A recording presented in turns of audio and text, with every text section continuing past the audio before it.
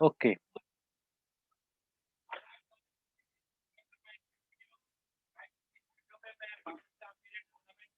आजको टपिक सुरु गरौँ। माइक megasporogenesis. Megasporogenesis is the formation of female gamete. Female ग्यामेटको जो डेभलपमेन्ट हुन्छ, डेभलपमेन्टल प्रोसेस हुन्छ, त्यो हामी के भित्र चाहिँ स्टडी गर्छौँ त मेगा स्पोरोजेनेसिस भित्र चाहिँ के गर्छौँ, स्टडी गर्छौँ। त what is megasporosis? Megasporogenesis. So it is the formation of megaspore, which is termed as megasporogenesis. The female gametophyte.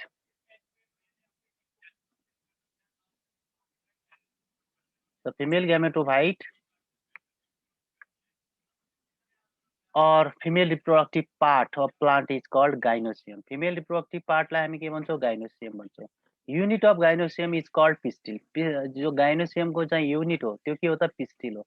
र pistil bears stigma, style and ovary. And ovary bears ovule in the cavity of ovary called placenta. त्यसलाई हामी के भन्छौँ, placenta भन्छौँ. त अब यहाँ मान्नुहोस्, हेर्नुहोस्, एउटा थ्यालामस छ, फ्ल्याट स्ट्रक्चर, बेस स्ट्रक्चर. यसमा के हुन्छ, एउटा सोलियन बेस लाइक स्ट्रक्चर हुन्छ, जसलाई हामी के भन्छौँ, ओभरी भन्छौँ. र ओभरीको चाहिँ बिचको पार्टलाई के भन्छौँ, स्टाइल भन्छौँ. स्टाइलको सबभन्दा माथिको पार्ट के हो त, स्टिग्मा हो. त एज यो युनिट हो, फिमेल रिप्रोडक्टिभ पार्टको चाहिँ युनिट हो. त यो युनिट जो पार्ट छ त्यसको नाम के हो त, पिस्टिल. पिस्टिलहरूको ग्रुप नै के हो त, गाइनोसियम हो. गाइनोसियम. सो ओभरी भित्र के हुन्छ त, एउटा चेम्बर हुन्छ, एउटा स्पेस हुन्छ. त्यो स्पेसलाई के भन्छ, प्लेसेन्टा भन्छ. र प्लेसेन्टा भित्र एउटा ओभल लाइक बडी चाहिँ के हुन्छ, एट्याच हुन्छ. त्यसलाई के भन्छौँ हामी, इट इज कल्ड ओभ्युल. त्यसलाई ओभ्युल भन्छौँ हामी, ovule. Okay. Initially ovule bears homogeneous mass of cells called nucellus. Initially त्यसमा के हुन्छ भने होमोजिनियस मास अफ सेल्स हुन्छ. त्यो होमोजिनियस मास अफ सेललाई के भन्छ, न्युसेलस भन्छ. त यो ओभरी ओभरी भयो. ओभरी भित्र चाहिँ जो क्याभिटी छ त्यसलाई चाहिँ के भन्ने, प्लेसेन्टा भन्ने. प्लेसेन्टा भित्र के हुन्छ, एउटा ओभल बडिज के हुन्छ, स्ट्रक्चर हुन्छ. त्यो ओभल बडिज स्ट्रक्चरलाई के भन्ने, ओभ्युल भन्ने, ओभ्युल भन्ने. र यो ओभ्युल जुन एट्याच हुन्छ प्लेसेन्टासँग, त्यसलाई के भन्छौँ हामी, फनिकिल भन्छौँ, फनिकिल, फनिकिल. र ओभ्युलको चाहिँ के हुन्छ, दुईटा लेयर हुन्छ, दुईटा लेयर. त्यो दुईटा लेयर के को त, इट इज कल्ड इन्टेगुमेन्ट,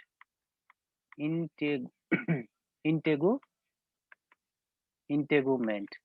सो अब यो इन्टेगुमेन्ट र यो भित्रको यो पोर्सन हेरौँ. यो पोर्सनको जो सेलहरू छ, सुरुमा इनिसियल कन्डिसनमा के हुन्छ, सबै एउटै नासको सेल हुन्छ. त्यो एउटै नासको सेलको जो मास अफ सेल छ, मास अफ सेल, त्यसलाई के भन्ने, हामीले न्युसेलस भन्छौँ. The nucellus is surrounded by two layers of integument and attached with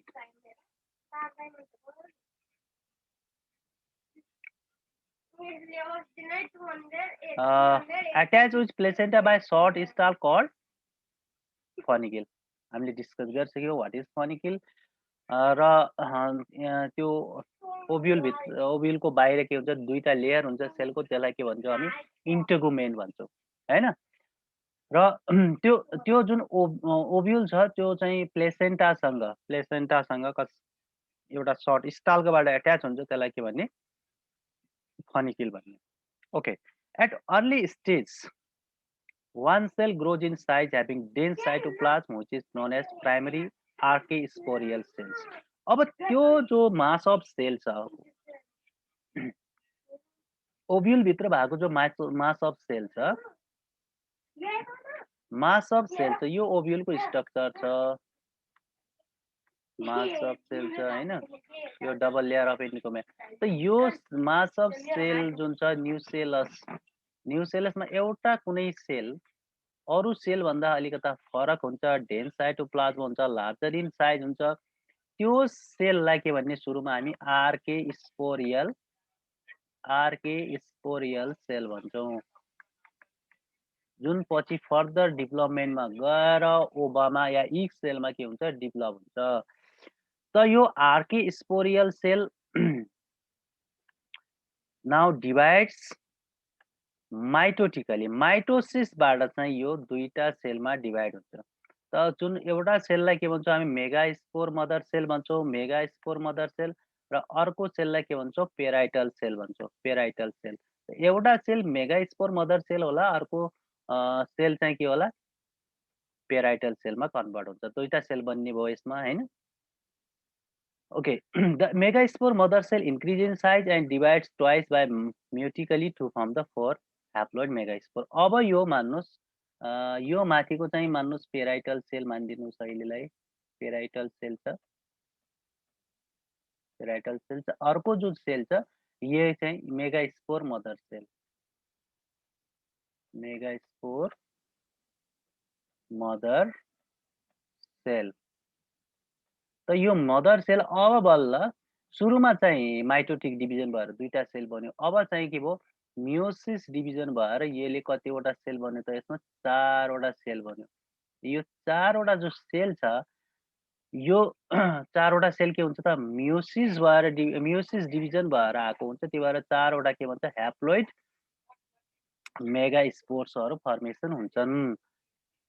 okay, let us see this picture. अब यो पिक्चरमा हेरौँ, यहाँ चाहिँ सुरुमा आर्के स्पोरियल एउटा डिस्टिंक्ट सेल छ, अरू सेल भन्दा होमोजिनियस मासअप जो न्युसेलस हामी भन्दैछौँ त्यो सेल भन्दा एउटा सेल के छ डिस्टिंक्ट छ, जसलाई हामी आर्चे स्पोरियल प्राइमरी आर्चे स्पोरियल सेल भन्यौँ। यसले यो चाहिँ माइटोटिकली दुईटा सेलमा डिभाइड हो।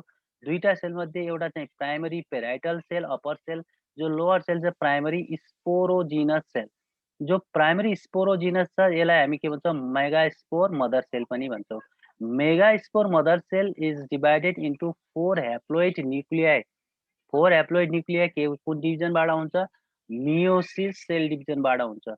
र यो मियोसिस सेल डिभिजनबाट जुन चारवटा सेल छ 3 undergo degenerate and only 1 remains in the centre. त त्यसलाई हामी के भन्छौँ फङ्सनल मेगास्पोर भन्छौँ। र बाँकी तीनटा के हुन्छ डिजेनरेटिङ मेगास्पोर भनेको छ, त्यो डिजेनरेट भएर जान्छ। अब यसपछि हामी फर्दर उसमा जाउँ। So out of 4 megaspores, 3 degenerates while 1 remains functional. The functional megaspore grows rapidly by absorbing nutrition from the nucellus and forms embryo sac. The embryo sac consists of one nucleus. The nucleus of embryo sac further divides by mitosis into 2 cells. अब जो एउटा जो cell छ ती जुन चारवटा sale थियो, चारवटा ह्याप्लोइड जुन सेल मध्ये तीनटा डिजेनरेट हुन्छ, एउटा जो रहन्छ त्यो चाहिँ के बनाउने हो त यसले चाहिँ न्युट्रिसन एब्जर्ब गरेर न्युसेलसबाट चाहिँ त्यसले के बनाउने हो त एम्ब्रियो स्याक बनाउने हो। त अब यो सेल एउटा चाहिँ एउटा सिंगल ह्याप्लोइड छ, त एउटा यो स्ट्रक्चर बन्यो हैन एम्ब्रियो स्याक। त अब यो एम्ब्रियो स्याकमा के छ एउटा मात्रै के छ न्युक्लियस प्रेजेन्ट छ। त यो न्युक्लियस कस्तो न्युक्लियस हो it is haploid, haploid nucleus, haploid nucleus. अब त्यसपछि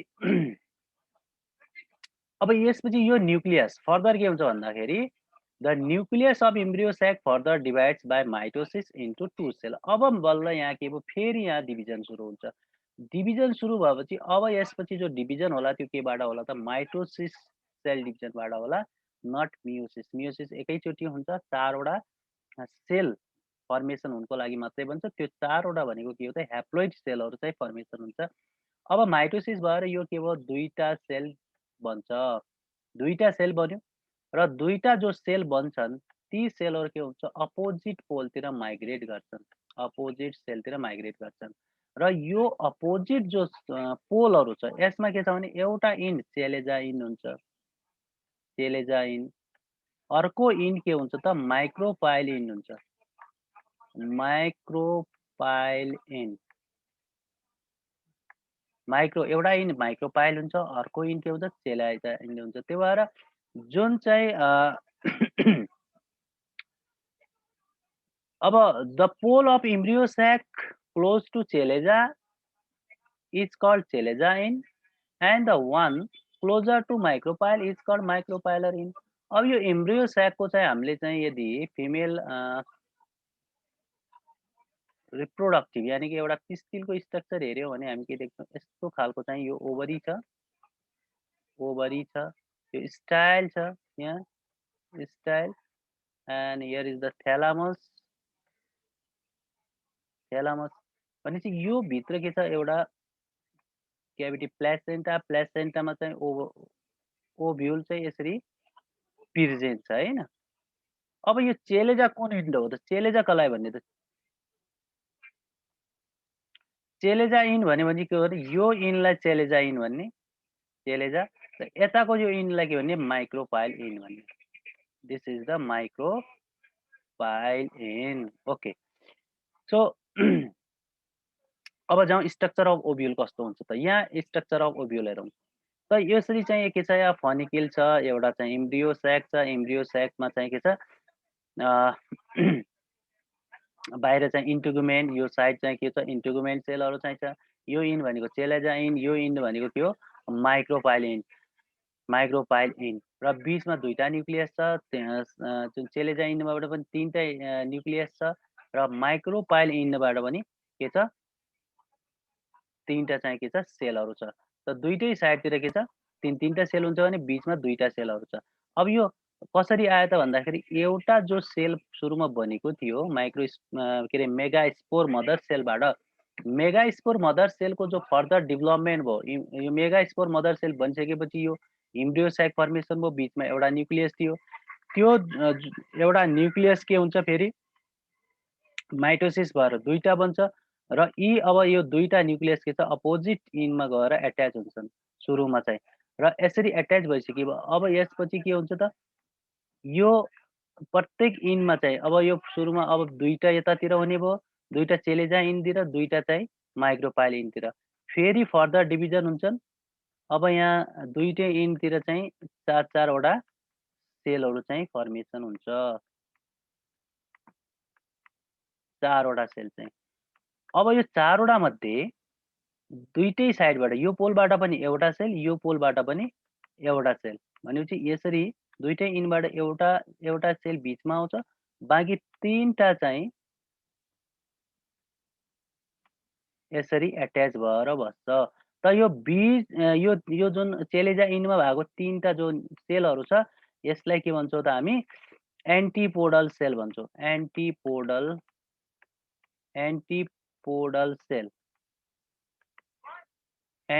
सेल र बिचमा भएको चाहिँ के भयो, के हुन्छ, युनियन हुन्छ, दुईटाको बिचमा फ्युजन हुन्छ, त्यो फ्युजन भएर के बनाउँछ, सेकेन्डरी न्युक्लियस बनाउँछन्, सेकेन्डरी न्युक्लियस। र यतातिर जो छ, यो बिचको चाहिँ जो एउटा सेल छ, ह्याप्लोइड सेल छ, त्यसले इग एपरेटस बनाउँछ भने यसको जो साइडतिरको सेलहरू छ, यी हेल्पिङ सेलहरू भन्छौँ, यसलाई हामी, they are called synergid, they are called synergids.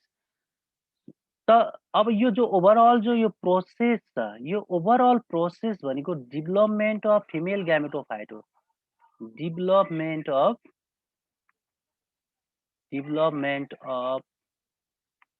Female gametophyte भन्यो भने यो ह्याप्लोइड न्युक्लियाई बनिसकेपछिको डेभलपमेन्ट जति पनि छ, यो डेभलपमेन्ट अफ फिमेल ग्यामेटोफाइट। त जुन यो सेल बन्नेसम्मको जुन हामीले कुरा गऱ्यौँ, जो चाहिँ मेगा स्पोर मदर सेलबाट ह्याप्लोइड न्युक्लियाई भन्यो, त्यो भनेको के हो, मेगा स्पोरोजेनेसिस हो। मेगा स्पोरोजेनेसिस भनेको योसम्म बन्ने प्रोसेस। तर योभन्दा फर्दर जो डेभलपमेन्ट हुन्छ, त्यो development of female gametophyte. Okay अब फर्दर जाउँ त, अब हामीले जुन कुरा हामीले अघि गरिसक्यौँ, त्यसै कुरालाई चाहिँ हामी यहाँ एक्सप्लेन गर्छौँ। Each daughter nuclei divides again and results in 4 nuclei, each nuclei divides again and farming 8 nuclei. So एउटा जो ह्याप्लोइड न्युक्लियाई थियो, त्यो कहाँसम्म पुग्यो त, 8वटा न्युक्लियससम्म गयो।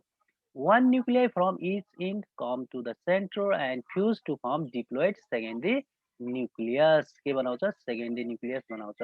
अर्को 3 nuclei in each chelazal end called antipodal cell Similarly, the nuclei at the micropylar form the egg apparatus, consisting of two haploid synergid on either side of large central haploid egg apparatus.